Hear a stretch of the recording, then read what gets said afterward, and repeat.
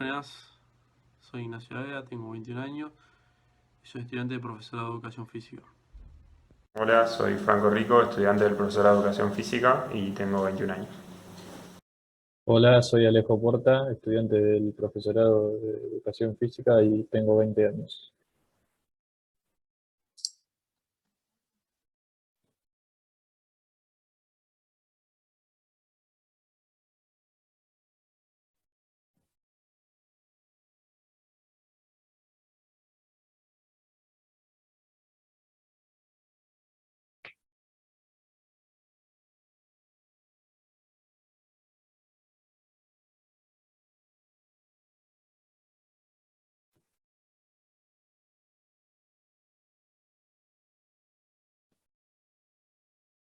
Bueno, en el trabajo que vamos a exponer hoy nos vamos a basar en las políticas aplicadas en el gobierno de Néstor Kirchner y Cristina Fernández.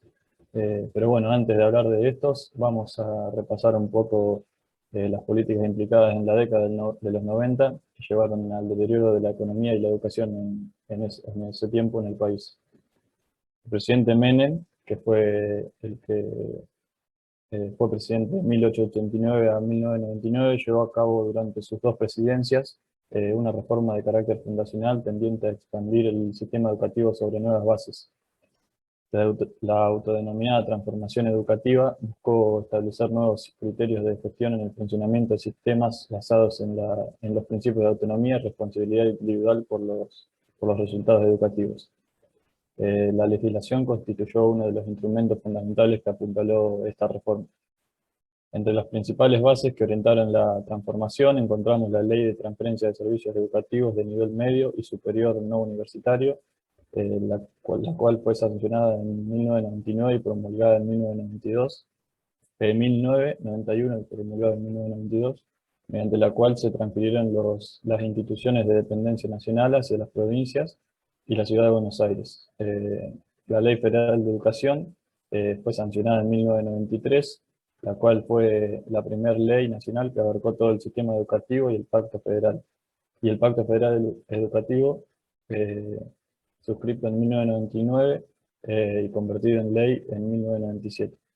Como herramienta para concertar federalmente las acciones y los recursos para la implementación de la Ley Federal de Educación, también se sancionó la Ley de Educación Superior, que esta plasmó un modelo de Estado evaluador asociado a la lógica de mercado y modificó en la reforma constitucional, perdón, de 1994 la cláusula acerca de las leyes de organización y de base del sistema educativo que debe sancionar el Congreso, que incluye juntos los principios de gratuidad y equidad. Bueno, la Ley Federal de Educación introdujo profundas transformaciones, como ya lo habíamos nombrado, en la organización del sistema. Estableció una nueva estructura académica y extendió a 10 años la obligatoriedad escolar.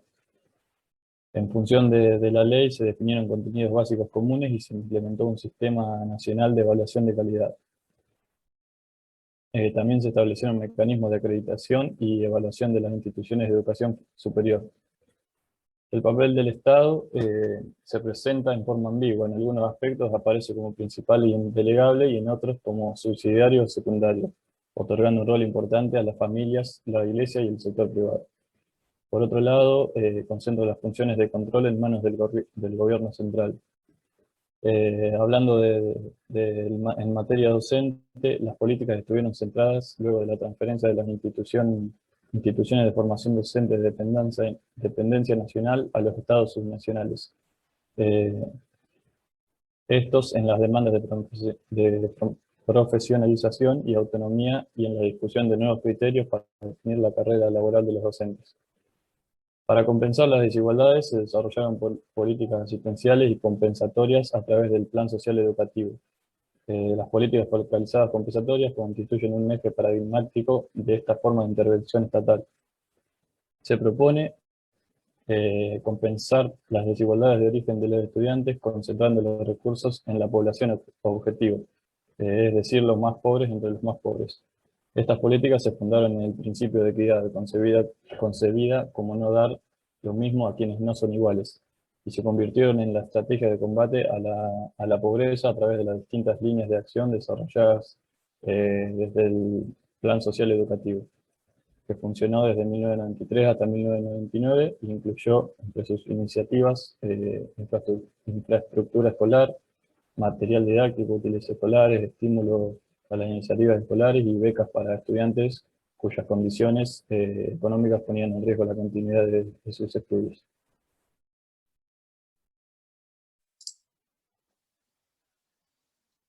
Después de las crisis sufridas en el posterior gobierno de Menem, en el año 2003 comenzó el gobierno de Néstor Kirchner, el cual aplicó políticas orientadas a una mejora en el sector económico y educativo, tratando de mejorar así los problemas heredados de los años anteriores. Para mejorar esta situación, se buscó evitar el creciente aumento de la desigualdad entre los sectores más ricos y los más pobres, mediante la implementación de nuevas leyes y el reemplazo de otras. Se implementaron políticas de inclusión, buscando que el acceso a la educación sea un derecho y no un privilegio.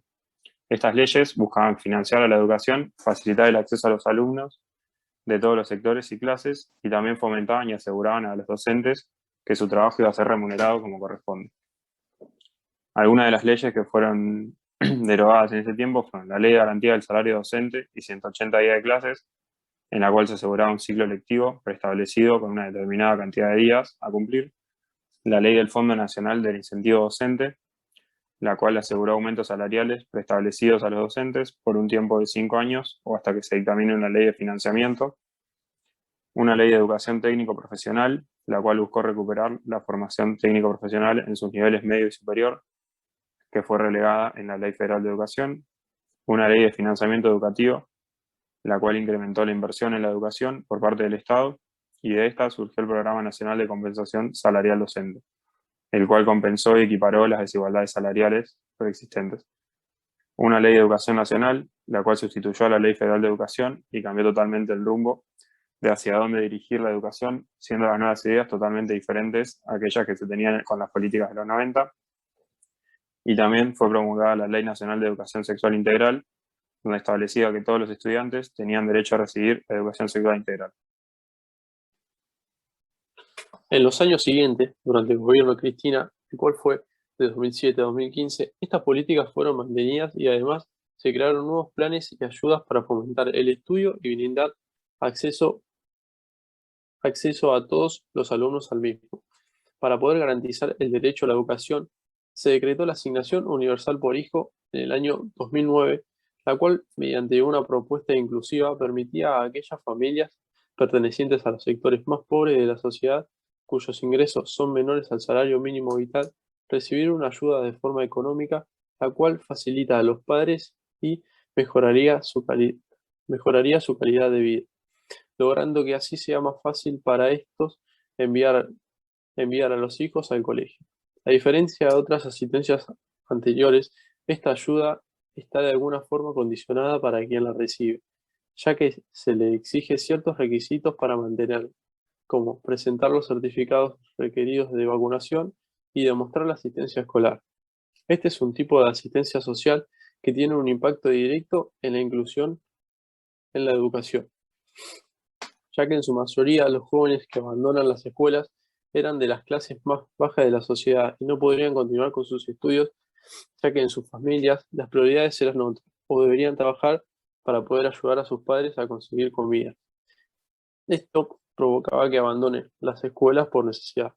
Entonces se buscó evitar todas esas cosas para que la educación se convirtiera en lo principal que tiene que realizar una persona joven, y para recuperar a aquellos que por cualquier motivo lo hubieran abandonado.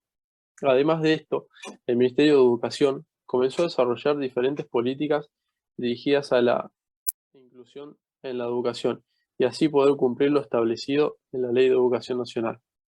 Para promover y mejorar la calidad educativa, se crea el Plan Nacional de Educación Obligatoria y para acompañar esto, se lanza un año después el Plan de Mejora Institucional para la Educación Secundaria, realizando una gran inversión económica para la mejora de las condiciones donde se dictan las clases. Con esto se busca fomentar el derecho a la educación de jóvenes y adolescentes, recuperar a aquellos que abandonaron las escuelas y brindarle la posibilidad de mejorar su calidad educativa.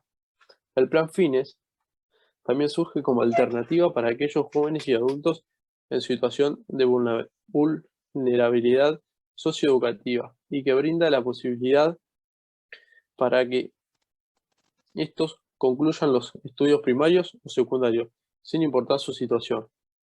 También se decretó el Plan Conectar Igualdad en el año 2010, el cual permite la inclusión digital de chicos que nunca tuvieron o nunca iban a tener acceso a una computadora, a los cuales se le brinda la posibilidad de tenerla y así no quedar excluido de las nuevas herramientas que se necesitan. Hoy estamos aquí entregando, ya vamos por los egresados, 430.000 desde que se inició el programa. Yo creo que vamos a finalizar el año.